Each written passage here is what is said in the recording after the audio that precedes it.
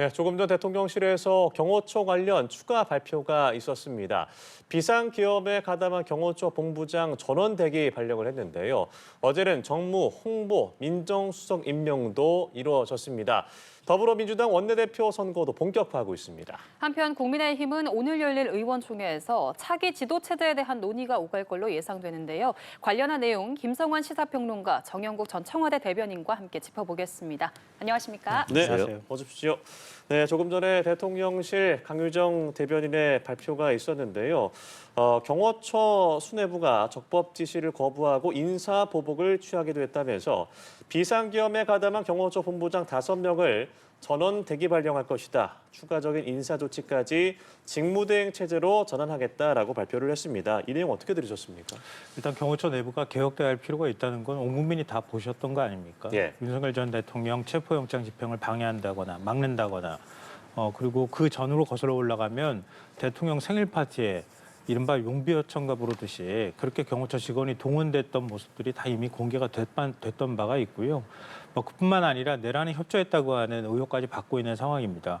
특히나 지금 비화폰 서버 기록을 삭제했다고 하는 의혹까지 받고 있는 상황이잖아요. 네. 근데 이런 상황에서 경호처는 사실은 불가금 불가원이라고 대통령 부부하고 일정한 거리를 두면서 경호 업무에 충실해야 하는데 이른바 정권에 충성하는 이런 모습들이 나타났기 때문에 새로 정권이 바뀐 상황에서 최근접 경호를 담당하는 경호처 직원들이 이런 의혹을 받았다고 하면 다음번 대통령이 어떻게 해야 되겠습니까?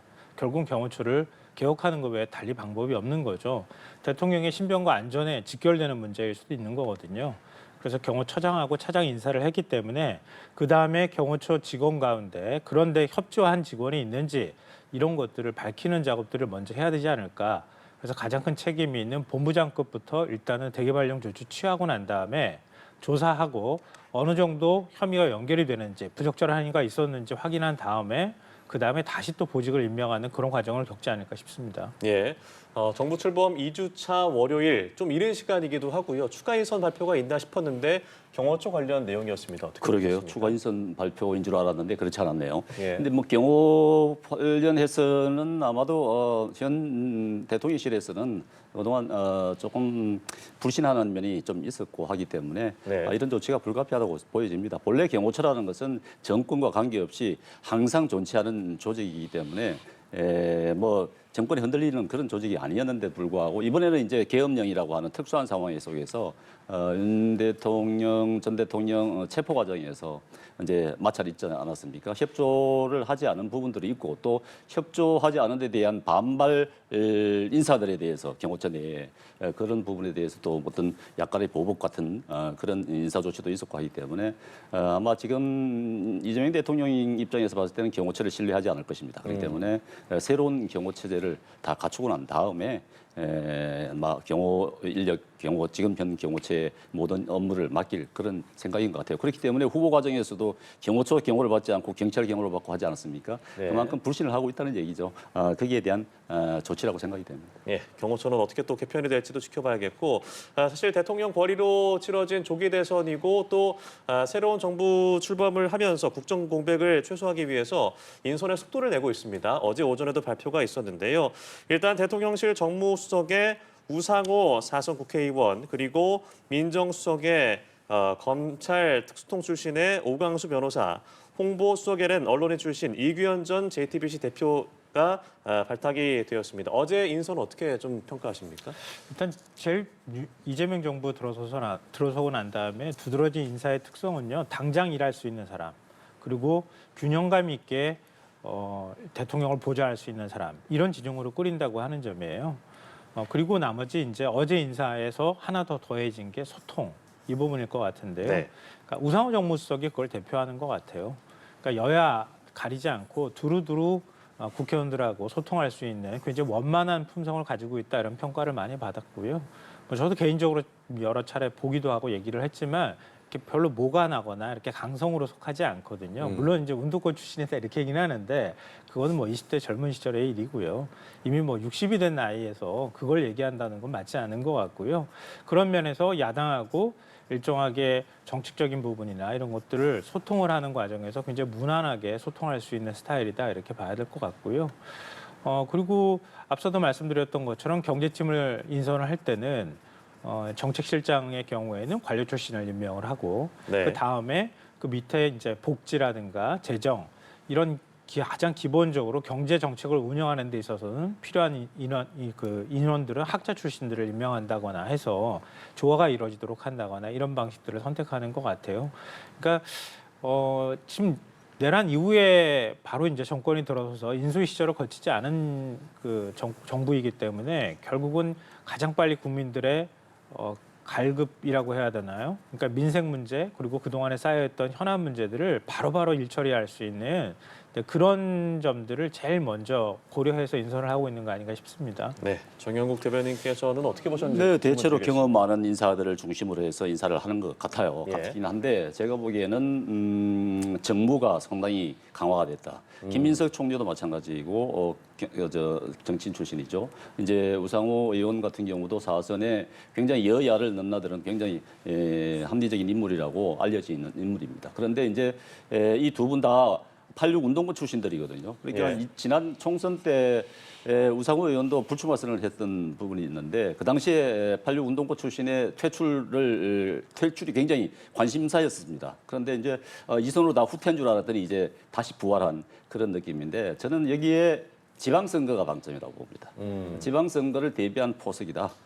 김인석 총리 같은 경우도 이제 서울시장을 아마 염두에 둘 것이고 우상호 의원 같은 경우는 이제 우상호 수석이죠. 수석 같은 경우는 뭐 강원 선대본부장을 했지만은 역시 뭐 서울시장도 생각해 볼 수 있는 부분이고 이런 지방선거를 대비한 그런 발판을 깔아준 곳이다. 지금 정무수석 같은 경우는 그렇게 지금 어려운 아마 초기에는 지방정부 이재명 정부 초기에는 정무수석이 그렇게 어렵지 않을 것입니다. 왜냐하면은 지금 당하고 정은 뭐 한몸 일체가 된 상황이고 그렇다고 해가지고 야당이 특별히 지금 정부에 비협조적이고 그렇지는 않을 거라고요. 국민의힘 같은 경우는 단지 이제 국민의힘만이 이제 조금 불편한 관계이기는 하지만은 거의 무력화되다시피 어떤 뭘 할 수 없는 그런 상황이기 때문에 아마도 정무수석의 역할이라는 것이 초기에는 그렇게 큰 역할이 기대되지는 않는데 우상호 의원을 정무수석으로 앉혔다는 것은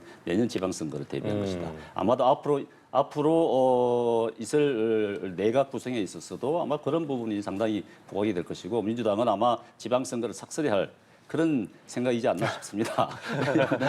이번 대선을 놓고 봤을 때 예. 지금 17개 광역단체가 나온 가운데서 12개가 국민의힘이거든요.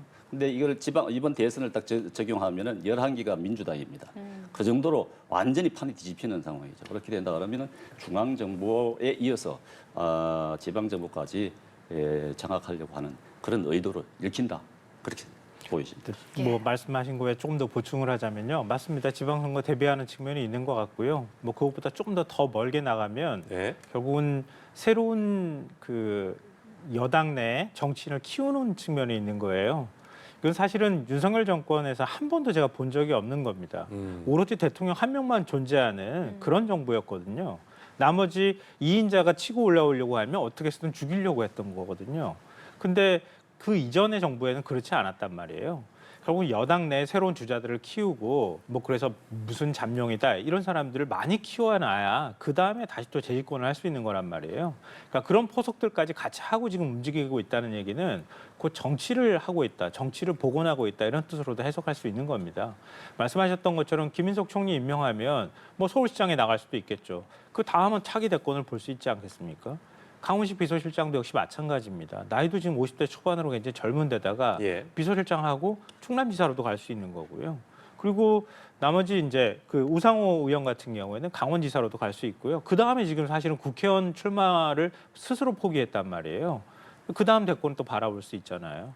그리고 김경수 의원의 경우에도 그러니까 경남지사 지금 얘기가 나오고 있잖아요. 전 의원의 경우에도. 그러니까 역시 마찬가지입니다. 이재명 대통령하고 일종의 이제 경쟁 관계였었던 인물이란 말이에요. 그런 인물을 만약에 예를 들어서 부총리급의 행정안전부 장관으로 임명한다고 하면 다음번에 틀림없이 아마 대권 잠룡주자로 분류가 될 겁니다. 이런 방식으로 여권 내에 경쟁이 이루어지도록 하는 것, 그렇게 해서 여권의 내부 활성을 키우는 작업들을 해야 그래야 대통령도 일정하게 권력을 견제당할 수 있고 그다음에 여권의 힘이 커지는 거거든요. 예. 근데 윤석열 정권에서 한 번도 그걸 우리가 본 적이 없잖아요. 자기 이인자라고 했던 사람 비대위원장 임명해놓고 당대표 못하게 잘라버리고 이런 일들을 반복해왔던 거란 말이에요. 그런 측면에서는 이전에 전임 정부에서 볼 수 없었던 새로운 모습들을 계속 보고 있다 이렇게 생각합니다. 예, 알겠습니다. 어제 인선에서 이 민정수석 자리에 검찰 특수통 출신 오광수 민정수석이 내정된 데 대해 우려가 나오자 대통령실은 개혁 의지를 확인했다고 강조를 했습니다. 이 부분은 어떻게 평가를 하십니까? 일단 저는 이제 평론가 입장에서 우려됩니다. 우려된다는 말씀을 먼저 아, 예. 앞세워서 드릴 수밖에 없어요. 왜냐하면 윤석열 효과라고 하는 걸 우리가 봤잖아요. 예. 윤석열 전 대통령도 검찰총장 인사검증 과정에서 나 검찰개혁 하겠습니다라고 얘기했대잖아요. 누구보다 그 후보자 중에서 제일 검찰개혁 의지가 강했다고 하거든요. 그런데도 나중에 가서 보이는 모습은 오히려 검찰총장이 대통령한테 맞서고 그러고 난 다음에 차기 대권 주자라 올라오는 그런 모습이었단 말이에요. 근데 그런 거에 관한 트라우마가 사실 있습니다. 그리고 또 역으로 보면 그런 검찰 특수통들이 검찰을 사실상 장악하고 정치 수사를 해왔던 게 사실이란 말이에요. 그런 면에서 오광수 신임 민정수석이 검찰과 뭔가 이렇게 연결이 되는 과정들을 통해서 개혁을 저지하는 역할을 할 수 있지 않을까라고 하는 시민사회의 우려, 야권 내 일부 우려는 전 충분히 귀담아 들어야 할 필요가 있다. 이건 뭐 전제로 말씀드리고요. 네. 다만 윤석열 검찰총장 시절하고 좀 다르다고 하는 점은 검찰총장은 인사청문을 다 거쳐야 되잖아요. 그리고 임기 2년을 보장받는 자리이기도 합니다. 그러니까 자기 징계 국면에서 그렇게 그토록 저항하는 모습들을 보였던 거잖아요. 근데 지금 민정수석 자리는 대통령이 참모입니다. 인사청문도 거치지 않은 상태에서 참모로 임명했고 그리고 대통령이 볼 때 검찰개혁 의지가 약하다고 판단하면 그러면 참모에서 그냥 해임하면 되는 겁니다. 그러니까 이전에 윤 전 대통령 시절하고 똑같이 비교하기는 좀 어렵다. 그런 점들은 좀 감안해야 될 것 같고요. 무엇보다도 뭐 민주당 쪽에서 강조하는 것처럼 이재명 대통령이 검찰 수사의 가장 큰 피해자 중에 한 명이잖아요. 그런데 예를 들어서 검찰 개혁을 하고 뭐 예를 들면 기소하고 수사를 분리한다거나 이런 걸 시도하는데 특수통이라고 해서 검찰 내부하고 소통하면서 안 됩니다, 못 합니다 이렇게 하면은 과연 대통령이 그걸 용인할 수 있을까? 그렇지는 않을 것 같아요. 근데 다만 이제 이런 점은 있는 것 같아요. 또 이것도 뭐 우려되는 점 중에 하나일 것 같은데요. 전임 김주영 민정수석 때도 마찬가지였지만 검찰을 장악하려고 덤비는 거란 말이에요. 권력은 그런 속성을 일부분 갖고 있습니다. 그런 점에서 향후 수사를 할 때 검찰 개혁을 어느 정도까지 하는가와도 직결된 문제이긴 하지만 검찰과 수사권 문제, 수사 문제와 관련해서 서로 간에 조율을 한다거나 이런 역할을 맡지 않을까? 이건 사실 시민사회 입장에서 떨어져서 좀 더 걱정되는 부분이긴 합니다. 물론 그렇지 않으리라고 믿고 싶지만 권력이 가면 그렇지 않으려고 하는 속성이라는 게 있을 수 있거든요. 그러니까 그런 문제까지 아마 이미 다 제가 말씀드린 게 전부 우려가 대통령실에 전달이 됐고 이재명 대통령도 알고 있을 거라고 생각하거든요. 그런 것들까지 고민해서 내린 결정이니까 그런 것들을 감안하지 않았다고 보기는 어렵지만 이런 우려의 목소리는 계속 끊임없이 대통령실에서 청취하고 또 견제하는 역할들을 일정 부분 해줘야 한다.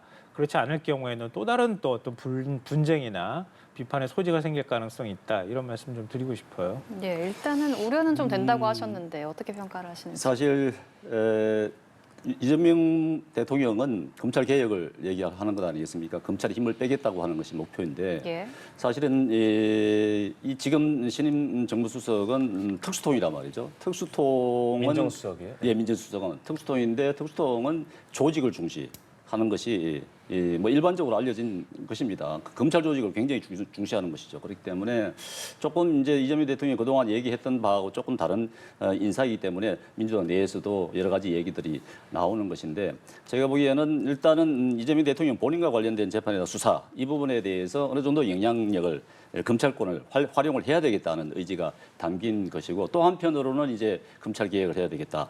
그런데 지금 나온 내용들은 대체로 보면은 검찰을 공소청 정도로 생각하는 것 아니겠습니까? 수사는 뭐 공수처에서 하고 아니면은 중대문제수사처를 만들어서 한다든가 하는 그런 형태가 되는데 그런 이제 그 정도로 검찰의 힘을 빼면서 이제 법무부 장관은 또 민간으로 앉혀서 직접 검사 징계권을 확 확보하는 정도로 그렇게 해서 검찰의 힘을 계속 빼는 것인데 양쪽을 다 활용을 하려고 하는 그런 의도를 읽힌다. 그렇게 볼 수밖에 없습니다. 지금 검찰의 이재명 대통령이 그동안 얘기했던 검찰개혁 방향하고 지금 민정수석의 인사 내용하고는 상당히 이 결이 다르기 때문에 그렇게밖에는 해석할 수밖에 없어요. 네. 근데 공감하는 부분도 있고요. 또 달리 생각하는 부분도 있는데요.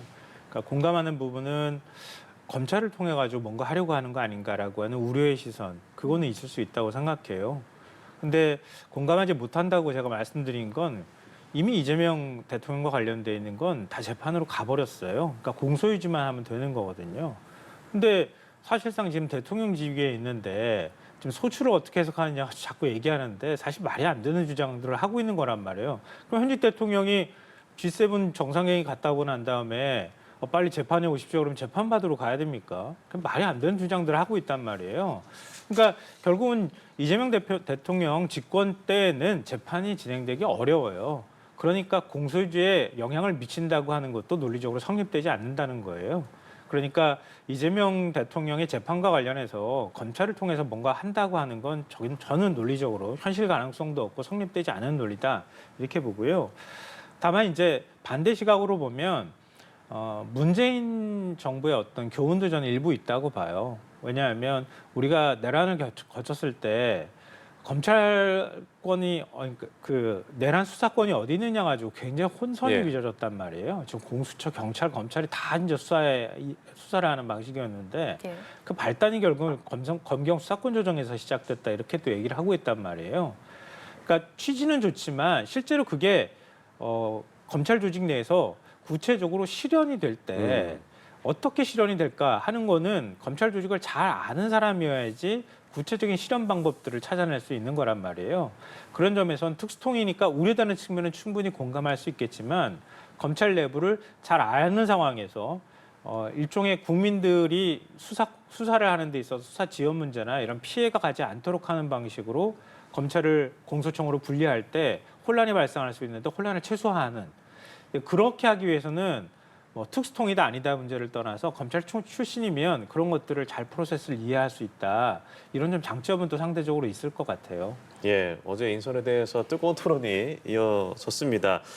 이런 가운데 이제 이재명 대통령이 이제 당선이 되면서 한덕수 전 대통령 권한대행이 지명했던 헌법재판관 후보자 2명을 철회하고 새로운 후보군을 물색을 하고 있습니다. 그런데 이 가운데 이승엽 변호사와 관련해서 야권의 비판이 이어지고 있습니다. 이승엽 변호사가 이재명 대통령의 이 선거법 위증교사 사건, 쌍방울 대북송금 의혹 사건의 변호를 맡았다는 점에서 부적절하다는 비판이 제기가 되고 있는데요. 이 부분은 좀 어떻게 받아들이세요? 지금 초반부터 제가 자꾸 우려된다고 말씀드리면 좀 그럴 것 같은데요. 좀 형식적인 측면에서는 충분히 우려할 만하다고 생각해요. 이것 역시. 왜냐하면 일단 집권을 하면 권한을 행사하게 되고요. 권한을 행사하는 데 있어서는 책임이 뒤따르고 거기에 따르는 국민들의 시선이라는 것, 국민들이 생각하는 상식이라는 게 뭔지를 생각하지 않을 수가 없는 거거든요. 근데 이승엽 변호사를 만약에 헌재 재판관으로 임명하는 절차에 들어간다고 하면 그러면 아마 그런 우려가 제기될 법한 상황일 수도 있겠다 싶어요. 네. 그러니까 이완규 법제처장이 윤석열 대통령하고 뭐 동기이자 또 가장 가까웠던 인사고 윤 대통령과 관련한 또 집안의 재판 문제를 담당했었기 때문에 헌법재판관으로 임명하는 것 더더욱 부적절하다. 물론 중간에 이제 내란 모의라고 하는 게 있긴 했었지만 그런 비판들을 했던 입장이잖아요. 근데 이재명 대통령의 재판을 변호했던 변호인 출신인데 현재 재판관으로 임명한다고 하면 충분히 그런 부분에 있어서 우려의 목소리를 낼 법한 상황이긴 하다라고 생각합니다. 네. 그러니까 항상 이제 정권이 바뀌면 이런 문제에 대해서 얘기를 꼭 하곤 하는데요. 일을 잘하는 것과 형식적인 문제에 있어서 어느 정도 공정하고 객관성 있는 인사를 하는가의 문제는 항상 충돌하기 마련인 것 같아요. 그러니까 평판이나 능력에 관한 측면에서는 그렇게 큰 이의제기의 목소리가 없는 것 같아요. 예를 들면 헌재 연구관 출신이기도 하고 파견직으로 나가기도 했었고요. 예. 또 재판하는 과정에서 법관으로서 능력이 부족하다거나 이런 지적들은 거의 지금 나오지 않거든요. 예. 그런 면에서는 능력이라는 측면에서 헌재 재판관으로 임명하는 데는 부족함이 없다라고 이제 볼 수가 있거든요. 그 나머지 이제 야권에서의 비판 그리고 국민들이 볼 때 우려 이걸 어떻게 그럼 불식시켜 줄 것이냐. 이런 거에 관한 대통령실의 설명이 조금 더 있으면 좋지 않을까 싶고요. 근데 이제 기자가 질문했다고 하는데 이해충돌 관련해서 지금 검증 중인데 이해 충돌을 얘기하는 건 좀 너무 섣부른 지적인 것 같다는 식의 얘기를 했던 것 같아요. 네. 그러니까 아직 우리가 최종적으로 낙점된 상태가 아닌데 하마평이 오르고 있는 상황인데 안 돼라고 이렇게 얘기하는 게 맞는 건가 하는 생각은 들긴 하는데요. 대통령실에서 이 부분에 대해서 또 이재명 대통령이 충분히 숙고하는 시간을 좀 가졌으면 좋겠다 하는 바람입니다. 예, 조금 우려가 되는 측면이 있다고도 말씀해 주셨습니다. 아마 일각의 우려에도 불구하고 예. 임명을 강행할 것으로 예상이 됩니다. 지금 당장 오늘 아마 이번 주 본회의에서 네. 재판 연장, 형사소송법 형사소송법 연장을 법안 개정 법안을 통과시킬 거예요. 예. 그러면은 뭐 공직선거법 개정안도 아마 같이 통과시키지 않을까 생각이 되는데 그게 이제 워낙 파장이 클 것 같으니까 약간 좀 머뭇거리는 것 같습니다. 그런데 이 당장 눈앞에 있는 것이 이제 이들 18일 이번 18일 있는 공직선거법 허위사실 유포 아니겠습니까? 이 네. 부분에 대한 재판이 잡혀 있는데 예. 아마 그 재판이 열린 다음 구형이 이루어질 거예요. 그런데 이게 허위사실 유포 이 부분을 만약에 면소 처리한다.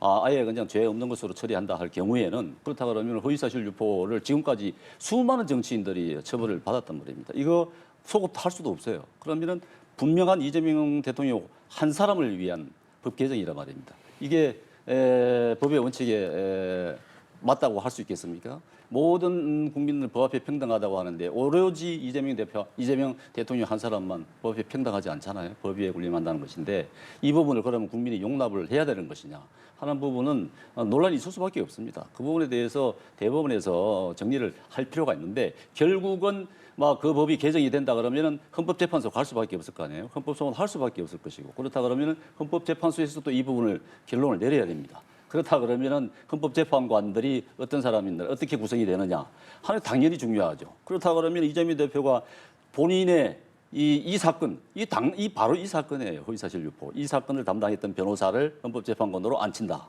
어느 국민이 그거를 이해를 할 수가 있겠습니까? 이걸 이해 충돌이 아니라고 얘기할 수 있겠습니까? 이런 식으로 한다 그러면은 국민들 저항하지 않을 수 없는 것이에요. 이런 부분을 완전히 무시하고 강행을 한다.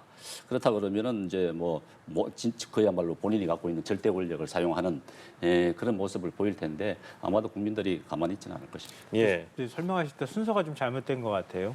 왜냐하면 선거법 위반 사건에 대한 파기환송이 서울고법에서 열리는 거잖아요. 네.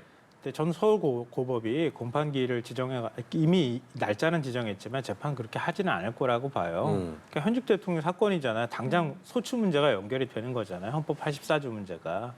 그러니까 그걸 재판을 진행해야 될 것인가 말아야 될 것인가 하는 건 일종의 이제 국가적인 변수라고 해야 되나요? 아니면 불확실성에 관한 문제거든요.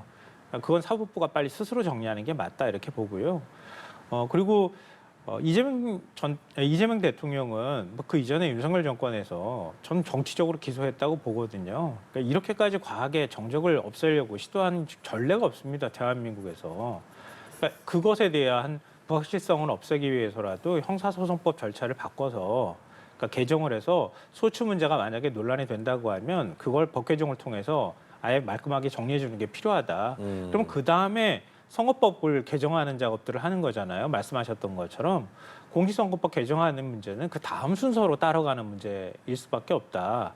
그러니까 먼저 공직선거법이 있고 그 다음에 이재명 대통령을 보호하기 위해서 한 사람을 위한 법 개정을 하는 그런 방식은 아닐 것이다라고 봅니다. 이 공직선거법이 가장 먼저 결론이 나야 될 부분이고요. 네. 나머지 대장동 재판을 비롯한 5개 재판에 12개 혐의 있지 않습니까? 이런 부분에 대해서는 재판을 할 것이냐 말 것이냐. 대통령이 당선됐기 국민의 선택을 받았기 때문에 논란이 있을 수는 있겠죠. 그렇지만 이게 그렇다고 해가지고 헌법 84조의 그 조항에 대한 해석이 한쪽 민주당 쪽이 원하는 방향으로 해석할 수 있는 부분이 아니에요. 그 부분을 전혀 다르게 해석하는 절반의 국민들은 또 그렇게 재판이 이루어져야 된다고 생각을 하고 있습니다. 네. 그렇지 않습니까? 그렇기 때문에 그 84조도 왜 논란이 되냐면은 재임 중의 사건에 대해서 범죄에 대해서 소추하지 않는다는 얘기지 재임 중이 아닌 사건에 대해서까지 적용을 한다는 건 아니잖아요. 그런 부분에 대해서 헌법학자들도 그 다수가 그 부분에 대해서 민주당은 기소가 이루어져서는 안 된다고 해석한다 하는데 전혀 다른 절반의 다수들은 또 그렇게 생각하지 않는단 말이에요. 예. 이 사건은 재임 중에 이루어진 게 아니에요. 성남시장이나 경기도지사 시절에 이루어진 사건이란 말입니다. 거기까지 그러면은 하지 않아야 된다? 이거는 법 취지에도 맞지 않고 국민들이 상식적으로 납득할 수 없는 그런 부분이에요. 그렇기 때문에 일단 뭐 여기서 사법부에서 대법원에서 일단 예. 정리를 해야 된다고 봅니다. 새 정부 출범 이후에 또 민주당이 거대 여당이 되면서 법안들을 통과시키고 또 말씀하신 법안도 이번 주에 통과될 가능성이 있는데 이런 가운데 그러면 이제 야당이 된 국민의힘이 막을 수 있을 것이냐. 어제 국민의힘 김용태 비대위원장이 개혁안을 내놨습니다. 일단 9월 초에 전당대회가 개최될 수 있도록 하겠다라는 내용이었고 후보 교체 진상규명 등에 대해서도 파헤쳐 보겠다. 하지만 이제 오늘 의원총회가 있겠습니다만 당내에서도 여러 가지 얘기들이 오갑니다. 오늘 열릴 의원총회에서 경론이 오갈 것으로 예상되는데 국민의힘 상황을 좀 어떻게 바라보십니까? 그렇습니다. 굉장히 복잡합니다. 길을 잃었죠, 국민의힘. 지금 두 가지가 얘기되고 있는 거 아니겠습니까? 조기 전당대회를 할 것이냐, 비대위 체제로 갈 것이냐 하는 것인데 지금 비대위 체제로 간다 그러면은 국민들이 그렇게 좋게 보지는 않을 것입니다. 지금 당장 그렇게 대선에서 패배를 했는데 아무렇지도 않은 것처럼 지금까지 국민의힘이 그렇게 왔잖아요. 총선에 패배해도 아무렇지 않은 것처럼 유야무야 넘어가고 하는 책임을 제대로 지지 않고 했던 모습들을 그대로 다시 재현을 할 것이냐 이런 부분에 대해서는 국민들이 용납하지 않을 것이라고 봅니다. 그런데 비대위원 간다 그러면은 결국은 이제 특별한 쇄신 없이 이렇게 흘러갈 수밖에 없을 것인데 네. 강력한 지도력을 발휘할 수 있는 대표를 빨리 선정하는 것이 낫겠다 싶습니다. 물론 예. 뭐 전당대회를 한다 그러면은 그동안 나왔던 대통령 후보들이 또 경선을 벌이면서 꼴불견을 보일 수도 있겠습니다만은 그렇다 하더라도 그런 시간은 잠시인 것이기 때문에 빨리 이 지도 체제를 완성을 해서 당 쇄신이 무엇보다도 중요합니다. 당을 정비하지 않는 이상은 국민들로부터 선택을 받을 수가 없어요. 지금 이제 지방선거가 1년 남아 있는 상황인데 당을 완전히 해체하는 수준의 혁신이 없으면은 그동안 말만 있었지 예. 그렇게 하진 않았거든요, 사실. 예. 계속 선거에 졌잖아요. 총선 지고 보궐선거도 지고 다 했지만은 전혀 쇄신을 하지 않는 그런 모습을 보였기 때문에 이번에는 정말 그냥 넘어갈 수는 없을 것이다. 그런데 지금 당내에서 여러 가지 얘기들이 나오고 있죠. 김용태 비대위원장이 하는 말씀들은 저는 다 공감을 합니다. 탄핵 반대 당론 이거 무효화하는 부분에 일찍 했었으면은 아마 선거 결과가 이렇게 나오지도 않았을 겁니다. 그런데 뒤늦게 후회를 하고 있잖아요. 그런 부분이 있기 때문에 아마 당내 주류 세력, 말하자면 친윤 세력들의 이제 친윤 세력이 여전히 주류 세력을 형성하니까 다음에 원내대표를 뽑는다 하더라도 또 친윤 원내대표가 등장할 수밖에 없을 거예요. 그 친윤 원내대표가 비대위원을 또 지명할 거 아닙니까? 비대위원장 지명한다 그러면은 또 그런 형태로 갈 수밖에 없기 때문에 지금은 아마도 당을 쇄신하기 위해서는 전당대회를 조기 전당대회 그것도 9월이 더 늦다고 봅니다. 지난 2017년도 때도 홍준표 대표가 될 때도 8월 달에 됐을 거예요, 아마. 예. 그렇기 때문에 좀 굉장히 좀 시간을 당겨서 빨리빨리 진행을 하는 것이 국민들 보기에도 좋을 것이다. 그런 모습을 완전히 달라지는 모습을 좀 보여야 된다. 이렇게 생각이 듭니다. 네, 이제 뭐 여대 야소 국면에서 사실 국민의힘이 좀 제대로 된 견제를 해줘야 올바른 정당 정치가 돌아가는 것 아니겠습니까? 국민의힘 상황 좀 어떻게 바라보십니까? 일단 그 순서가 잘못되기도 하고요. 예. 뭔가를 얘기를 할 때 명분도 좀 이상해요. 그러니까 그 부분이 정리가 안 되기 때문에 국민의힘 내부도 정리가 안 되는 건가 이런 생각을 하는데요. 일단 오늘 의총 결과 봐야 될 것 같아요. 저희가 미리 이렇게 얘기한다 하더라도 네. 아무리 어떤 상식과 합리라고 하는 관점에서 국민의힘은 개혁되어야 한다. 개혁되어야 하는데 윤석열 전 대통령의 품에서부터 벗어나야 하고 그동안의 내란, 탄핵에 반대했던 거 또 내란에 사실상 찬동하는 듯한 태도를 보인 거 이거 다시 국민들한테 사죄해야 된다. 아무리 이렇게 얘기를 해봐도 국민의힘 내부는 그렇게 움직이지 않고 있는 거죠. 그러니까 영남을 중심으로 한 기득권 또 친윤 색채가 강한 의원들이 버티고 있으면서 우리 자산 어디로 도망갈까 봐 일종의 이제 배는 침몰하는데 내 자산 지키겠다, 내 거 지키겠다 이러고 지금 버티고 있는 상황 아니에요. 그러니까 명분이 아무리 좋아도 안에서 이런 저항이 계속되는 한 국민의힘이 개혁되기 참 쉽지 않은 상황이다. 이런 부분에 대해서 아마 보수 진영 내부에서도 굉장히 답답해하지 않을까 싶은데요. 저는 김용태 비대위원장이 굉장히 어려운 상황인데 일단은 이런 카드들을 자꾸 꺼내면서 개혁을 해야 한다는 필요성, 개혁의 당위성이나 이런 것들을 얘기한다는 측면에서는 박수를 좀 보내고 싶어요. 네. 어떻게 해서든 보수가 극우에서 탈피해서 새로운 변화를 일으켜야 되거든요. 근데 그렇지만 얘기를 하는 그 내용을 들여다보면 좀 이상해요. 왜냐하면요. 반대 당론을 무효화하겠다고 얘기를 하거든요. 네. 근데 그 명분이 서로 간에 원한을 갖고 싸운다고 하는 걸 명분으로 얘기하는 거예요. 이 이상하잖아요.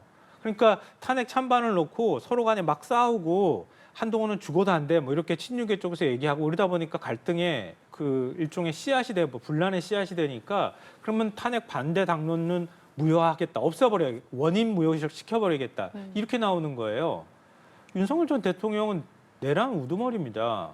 그걸 어떻게 그런 관점으로 보지 않고 위헌적인 계엄이나 불법적인 계엄을 선포하고 그리고 사실상 대한민국에 독재를 하려고 했던 사람에 관한 문제를 자기 당의 찬반의 갈등의 문제로 어떻게 치환해가지고 설명을 합니까? 그럼 그거대로 분리해서 국민께 석고대죄하고 개혁하는 모습들을 보여도 모자랄 판에 그러니까 접근하는 방식이 잘못됐다. 이런 방식으로 접근하게 돼버리면 많은 국민들이 박수를 보내거나 보수진영 내부에서도 합리적으로 뭔가 국민의힘이 개혁돼야 한다고 하는 여론들을 만드는 데 한계가 있을 수밖에 없다고 얘기하고 싶은 거예요. 그러니까 그런 것들을 하나하나 극복해 나가는 과정들을 밟아야 할 텐데 임기는 30일까지밖에 안 되고 내부에서는 저항하고 그런데 그걸 그 김용태 젊은 정치인인 비대위원장이 뚫고 갈 수 있을까? 가길 응원하고 싶지만 현실적으로 쉽지 않은 것 같아 보여서 좀 내부에서 좀 답답해할 것 같습니다. 네, 지적을 전적으로 받아들이는데 오늘 아마 의원총회에서도 굉장히 이 김용태 비대위원장이 공경한 입장에 처할 수 있을 거예요. 공격을 많이 받을 수 있을 겁니다. 임기가 30일까지입니다만 빨리 퇴진하라는 요구도 있을 테고. 한데 이제 김용태 비대위원장이 말하는 이제 탄핵 반대 당론을 무효하겠다는 것은 사실은 뭐 국회의원들 가운데 국민의힘 국회의원 가운데에서 찬성하는 사람도 있을 것이고 반대하는 사람이 있을 텐데 그것은 본인의 각자의 정치적인 생각인 것이고 이 탄핵 당론을 반대 당론을 무효화하는 것 자체는 이제 탄핵의 강을 넘어야 된다. 이런 이 갈등으로 계속 당내 갈등으로 계속 비춰져서는 더 진전을 할 수가 없다 하는 생각에서 정리를 해야 되겠다 하는 겁니다. 지금 이런 양측의 갈등이 계속되는 상태에서 네. 뭐 조기 전당대회를 한다 한들 또 갈등을 일으킬 거 아니겠습니까? 그런 의미에서 보면은 김용태 비대위원장 이거는만큼은 정리를 하고 가야 되겠다 하는 의지를 보인 것 같아요. 그렇기 때문에 뭐 탄핵에 뭐 반대를 했던 그런 당내 의원들이라 할지라도 지금 국민의 뜻이 그렇지 않은 거거든요. 국민의 뜻을 따라야 된다. 국민이 어떤 생각을 하고 있는지를 분명하게 인식을 하고 당이 어떤 방향으로 나아갈 것인지를 좀 정말 개인이 아니라 당, 나라를 위해서 좀 고민을 좀 더 해줬으면 좋겠다 싶습니다. 예, 이런 가운데 김문수 전 후보가 나경원, 안철수 의원을 잇따라 만난 사실이 알려졌습니다. 김 전 후보 측은 이 대선 과정에서 선거운동 지원에 대한 감사의 의미로 만났다라고 밝혔지만 일각에서는 이런 행보에 대해서 당권을 염두에 둔 게 아니냐라는 관측이 나오는데 어떻게 보십니까? 지난번 김문수 후보가 이제 캠프 회관식에서 당권 얘기하니까 절대 그런 소리 하지 마라. 지금은 성찰의 시간이다. 이렇게 강도 높게 얘기를 하셨던데 김문수 후보가 뭐 지금 당권을 장악하고 뭘 해야 되겠다는 그런 강한 의지를 보이는 건 아닌 것 같아요. 물론 뭐 그동안 캠프에서 도와줬던 주변 사람들은 다음 지방선거 생각해야 되고 하기 때문에 김문수 후보가 당권을 장악했으면 좋겠다 싶겠지만 뭐 김문수 후보 자체가 그런 욕심을 가지고 하는 그런 분은 아니라고 저는 보이고요. 물론 뭐 지난번에도 2017년도 아까 말씀드렸다시피 홍준표 후보도 전당대회 나와서 당대표가 되었죠. 그런 과정이 재현될 수도 있을 겁니다. 그렇지만 김문수 후보가 나온다 하더라도 어쨌든 전당대회가 펼쳐져서 국민들 앞에서 뭐 당원들이 김문수 후보를 택할지 안 택할지 모르겠습니다만은 어쨌든 후보들이 나와서 경쟁을 벌이면서 다시 한번 선택을 받는 그래서 일단 빨리 이 당대표 체제를 완성하는 것이 바람직하다 생각이 됩니다. 예. 그래도 당권을 잡기 위한 의도는 아니지 않겠냐라고 보셨는데 어떻게 보셨습니까? 근데 본인의 영향력을 키우려고 하지 않는다면 왜 저런 행보를 보이죠? 그게 이해가 안 되잖아요, 상식적으로. 그리고 대선을 이제 패배한 그 패장이란 말이에요. 근데 곧바로 나서가지고 다시 정치를 재개하는 듯한 모습을 취하는 것도 이전의 모습하고는 조금 많이 달라요. 좀 어색하고요. 그러니까 결국 정치를 계속 하겠다고 하는 의지를 보여주는 것이다. 이렇게 봐야 될 것 같고요. 최근에 사진 2장이 화제가 됐잖아요. 관악산에 올라가서 큰 훌라후프 막 돌리고 나 힘 아직까지 뭐 펄펄하다 이런 거 자랑하는 장면이 하나가 하고, 있고요. 예. 그렇죠. 저는 하나도 잘 못하는데. 대단하시긴 하더라고요. 예. 네. 철봉에 매달려서 여러 개 하시더라고요. 예. 그것도 그렇고 마을버스 타고 그 법원 앞을 지날 때 윤어게인 지지자들이 환호하니까 문 열어가지고 인사한다거나 이런 모습을 보이는 거란 말이에요. 저는 대선 기간을 거치면서 아마 본인은 그런 생각하고 있을 거라고 봐요. 난 이길 수 있었는데 단일화 과정이 굉장히 거칠게 이뤄졌고 후보 교체 과정들이 있었고 그리고 결국 당 의원들이 도와주지 않아서 내가 결국 진 것이다. 이런 합리화를 하고 있는 거 아닐까 이런 생각이 하나 들고요. 또 하나는 그렇기에 나는 내 몫에 뭔가 지분이 있다고 하는 인식을 갖고 있다고 봐요. 그러니까 이건 사실은 국민의힘이 경계해야 될 부분인데요. 정광훈 목사를 비롯한 극우 진영의 뒷받침을 받고 나는 그 정도의 지지 세력은 등에 업고 있다고 아마 본인은 생각하고 있을 거라고 봐요. 그래서 나한테는 분명히 지분이 있다고 생각하니까 그러니까 당권 개편 과정에서 어떤 방식으로든 그 지분을 행사하겠다고 하는 의도를 드러내는 것이다. 당대표로 출마하지 않더라도 최소한 그걸 대변하는 역할을 함으로써 보수개혁 과정에서 개편 과정에서 자신을 지지하고 있는 그 세력들이 일종의 그 다른 세력으로 버려지거나 또 이런 것들은 내가 용납하지 않겠다고 하는 의지를 드러내는 것이 아닐까 좀 그렇게 보거든요. 그러니까 이런 문제에 있어서 국민의힘이 단순히 세력 재편을 하는 과정에서 서로 간의 합종 연행이 이뤄진다고 해서 김문수 후보하고 손을 잡게 되면 전 장관하고 손을 잡으면 아마 나중에 두고두고 국민의힘이 여러 가지 논란에 휩싸일 가능성도 있거든요. 근데 그런 것들까지 염두에 두면서 국민의힘 내부에서 견제가 필요한 시점이라고 저는 봅니다. 예. 뭐 전체적으로 봤을 때 짧게 김문수 후보도 들어보겠습니다. 그렇게 본인이 경쟁력이 있어서 그만한 득표를 얻었다고 뭐 그렇게 자만은 하지는 않을 것입니다. 왜냐하면 영남 지역에서도 부울경에서 2%가 빠졌단 말이에요. 예. 그것은 막 김문수 후보에 대한 신뢰 이런 부분에 있어서는 조금 부족한 부분이 있다는 본인도 알고 있는 것이고 우리가 예. 뭐 국민에 대해서 젖자사 이런 얘기도 졌지만 잘했다 이런 얘기가 나온다 이렇게 하지만 사실은 그렇지 않고요.